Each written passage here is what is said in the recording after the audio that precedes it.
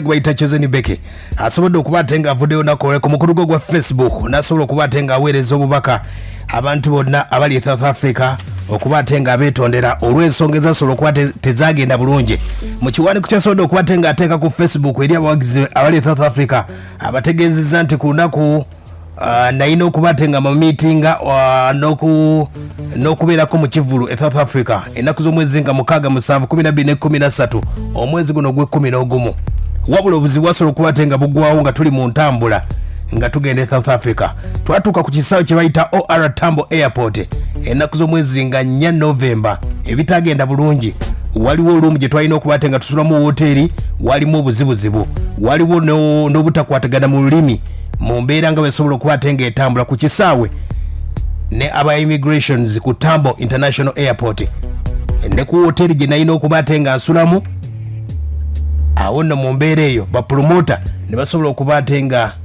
bafunamu obuzibuzibu mu mbeera eyo wabula ne yeetonda nnyo abawagizi be bonna okuvaako e South Africa. Kino nno we kijjidde omukyala gwe bayita Chozeni Becky yali yeetegese nnyo nga ayina essanyu oba oliawo ng'agamba agenda kubatenga atuuka wabula yakoma ku kisaawe embeera nga wesobodde okuba okubatenga etambula akadde kano abayimbi bangi nnyo bali mu mbeera y'okusoomozebwa ogende South Africa olw'embeera nti waka permit nga bwe nakutegeeza ya bbeeyi nnyo kati obuzibu obuliwo abannayuganda abasinga bayingira eggwanga South Africa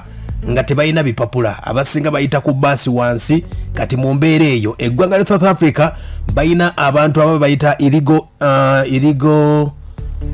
entrance abayingira mu ggwanga nga tebalina biwandiiko kati waliwo ensi ze bamanyi Nigeria, Uganda, Tanzania zimalawo ezo zonna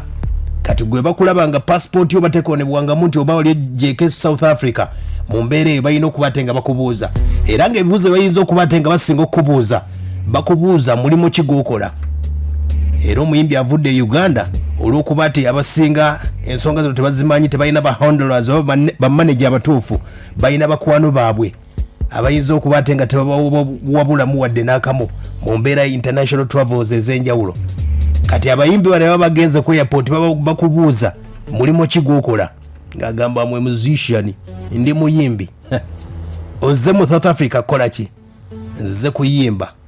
bakubuuza ogenda kuyimbira mu state ki oba mu province ki ogamba nti ngenda mu Johannesburg abantu bameka bomanyiyo mikwano gisooka otubuli bogenda okulabako oba tobamanyi ng'omantaala awo nga bagamba ddayo olw'embeera nti ensonga ensinga akadde kano abantu abasinga mu South Africa baagala okubatenga bakendeeza abali South Africa abantu abava naddala mu nsi ezo zebateekako ka red mark abayingira mu nsi mu bumenyi bw'amateeka mu mbeera eyo abannayuganda abasinga gye bali mu ggwanga eryo bw'oba obadde tokimanyi ze zimu ku ezo ensonga kati abayimbi akamantalo kaabwe bagenda ne bakubuuza ku immigration bakubuuza oyingira agamba what job are you doing ndi musician ozze kukola ki work permit oli ku visa ate ozze kuyimba n'owulira Chozeni Becky yabigwako akadde ako Hassan Ndugga gyali abimbuuliddeko wano kati nnyo nti Chozeni Becky ebyamulemesa wulira nti abantu okuyimba kirala n'ebyennyonyi biba birala kati wano ku kisaawe bw'ojja n'obeera ne fee ennyingi tobimanyi kati balabi bakola visa nga basabye yakukyala visit kakati ndowooza ye yagamba ngenda kuyimba wali nga bamubuuza kikyazze okukola weewaavu obuzibu owulidde bwe bwonna obuzibu omukulu bamuyita ambassador Sali yali mu nteekateeka eno ekivulu baali bayita show y'omwaka era nga kwaliko Hassan Ndugga Chozeni Becky ambassador Sali Chozeni Becky yali omuyimbi omunene awo nno kyasala mu mbeera eyo wadde Hassan Ndugga yasobola okubatenga akubiririrayo mpolampola kyali mu Landberg gye kyali ng'okuyingira landi zaali 2 ne VIP landi 3 mu mbeera eyo nga bwesobola okubatenga etambula ambassador Sali naye awanda muliro omukulu omu ku bamaneja ba Chozeni Becky bamaneja b'ennaku zino ono bamuyita Ronnie Mark asobodde okubatenga avayo n'ategeeza nti bapromote ensobi bagitadde kuba promota wadde nga abawagizi ate abasinga ensobi bagiteeka ku Chozeni Becky abayimbi abasinga mu ggwanga Uganda tebalina ba handlers abayinza okubayambako bayisa mu bintu ebiri international baagala babawaana buwanyi tebabawabulako wadde n'akamu manager Becky agamba bwati. There are things kati betuli mu kuteesa betuli mu kukolako kyomuyimbi ogenda ne bamugana okuyimba South Africa kituufu kyabaddewo naye si asoose nga bamubenda bye bakizimbulukusiza ku social media nga bwogambye nabirabyeko nange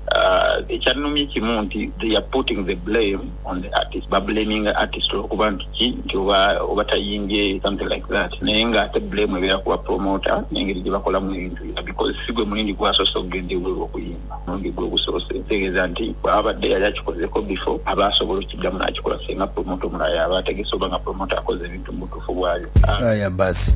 eye bwategeeza South Africa nzibu nnyo ennaku zino okugiyingira olw'embeera nti baagala kendeeza ba illegal entrants abayingira eggwanga eryo oyinza okuyita ku visit visa ng'ozze kukola mirimu kati mu mbeera eyo uno manager akyayogera bagenda kuddamu okuyimba South Africa mu nnaku zino oba olimbye era bonna kyekizibu kyabwe kuba abapromota era kyemu ku nsobi gye basinga okukola ekyali ku kyakacaka ekyali ku fixa maika ekyali ku nantuma ekyali kwani era kiba kya visa era ne ku chosen Becky the same thing naye ffe ekyenjawulo kye tulina tuli mu kuteekateeka bye tuli mu kukolako right now twagala ayimba ebivubi bibadde bisibiri mu maaso ebivubi byadde bingi waliwo ebiri mu 17 kudda waggulu awo 16 so tuli mu kukolako era mugenda mulaba ng'ayimba aya basi ye manager bwategeeza omuyimbi watadde ku Facebook agambye nti ennaku zaali nga 6 Novemba 7/2013 ebivulu byali birina mu province 4 zeyali alina okuyimbirako yali alina okugendako mu Johannesburg n'agenda mu North West n'endala province ez'enjawulo yategeezeza nti waliwo ebyeyongerayo kale uno akyagamba nti manager agamba promoter bannya babatuukirire South Africa nga bakulipotinze si kyangu myezi nga 2-3 okuddamu okukkiriza tulina bapromota bangi abaali baagala otubuukinga South Africa n'omu abanga alemereddwa obanga kyategese bulungi nga tukola n'omulala bonna tugenda bakolera era ebivulu bibadde biri maaso mugenda mulaba nga abiyimba bwavudde ku nteekateeka kangamba enteekateeka because ogamba omuntu omu nteekateeka kyewayogeddeko ekya visa nakyo kituufu naye si asoose ate tugezaako kikwasaganya so nze kyensaba baleme blaminga muyimbi